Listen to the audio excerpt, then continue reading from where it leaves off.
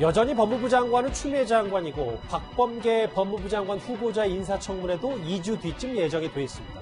그런데 고시생 폭행 의혹 사건과 관련해서 해당 고시생 모임이 허위 사실로 명예훼손을 당했다며 박범계 후보자를 오늘 검찰에 고소했습니다. 관련 목소리부터 같이 한번 들어보고 올까요? 사시생 폭행 논란 기사가 나왔는데 혹시 그런 입장 있으신가요? 반대요, 반대. 반대예요? 네. 폭행이 아니라 내가 폭행당할 거 아니에요.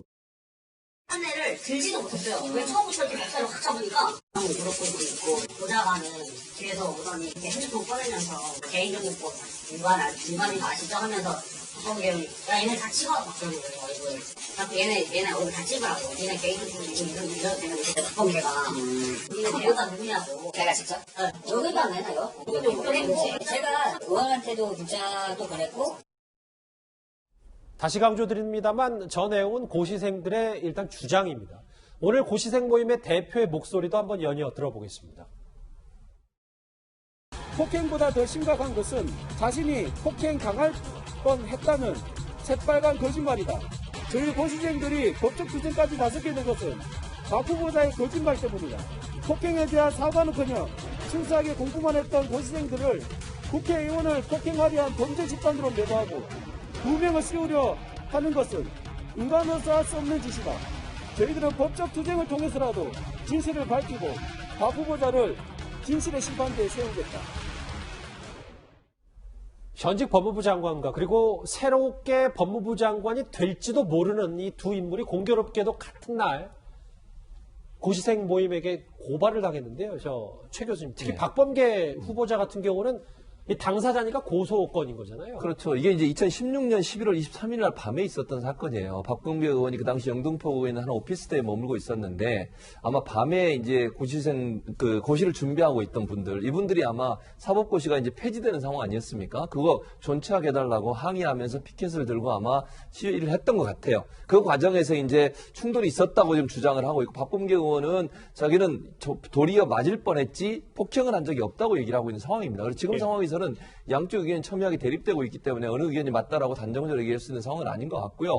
다만 이제 고시생들은 뭐라고 얘기하냐면 박범계 의원이 그와 관련해서 언론 인터뷰를 통해서 반대다 이렇게 얘기한 것 자체가 명예훼손이라고 고소를 한 상태고, 박범계 의원은 본인을 도리어 폭행하려고 해서 본인이 그거를 피했다라고 얘기를 하고 있어서 이 문제는 뭐 증거가 있어야 되는 상황이기 때문에 지금 상황에서 어느 한쪽의 주장이 단정적으로 맞다 이렇게 얘기하기 어려운 상황입니다. 이제 고소고발전이 법무부 장관, 현직 법무부 장관도 겨냥했는데 추 장관은 또 어떤 의혹으로 좀 일부 단체 고시생 모임에서 고발을 당한 거예요? 네, 최근에 이 변호사 시험이 치러졌는데 지금 일부 시험감들이 법전에 밑줄을 쳐도 된다는 그런 잘못된 안내를 했다고 합니다. 이게 어떤 문제가 있느냐? 제가 주위에 이제 로스쿨 학생들이나 변호사들에게 물어보니까요.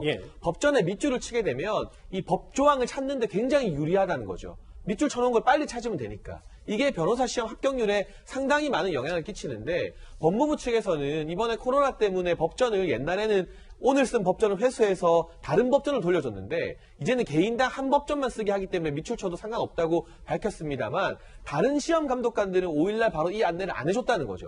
결국 법무부가 자신들의 이 시험 감독관들의 실수를 덮기 위해서 마치 원래부터 밑줄 쳐도 됐던 것처럼 했다, 이렇게 거짓 해명을 한다는 게 이번 응시생들의 주장이고요. 또 한 가지는 2019년도에 문제은행에 출제됐던 문제 유형이 지난 2020년 2학기 연세대 로스쿨 강의에서 그대로 나왔다는 겁니다. 알고 보니까 2019년도 이 문제은행 출제위원이었던 교수가 해당 유형을 살짝 변형시켜서 강의에 활용을 하는 것인데, 여기에 대해서도 물론 1차 책임은 그 교수에게 있지만 관리 감독을 제대로 안 했기 때문에 그 연세대 로스쿨 학생들만 어떻게 보면 유형을 먼저 알고 유리한 고시에서 시험을 쳤다는 그런 의혹을 받을 수 있는 부분 아니겠습니까? 법무부가 하는 일이 참 많습니다. 출입국 감독부터 교정시설 관리, 그리고 이러한 변호사 시험 응시 관리까지 하는 일이 정말 많은데, 사실 추미애 장관, 윤석열 총장과의 갈등에 치중하고 지금은 장관직에 있는 것도 아닌 것도 아닌 애매모호한 상태에서 이런 법무부 본연의 업무와 관련된 마찰, 갈등이 계속해서 끊이지 않고 있습니다. 참 아이러니하네요. 법조인을 꿈꿨던 이들에게 고소고발을 당하고 있는 현직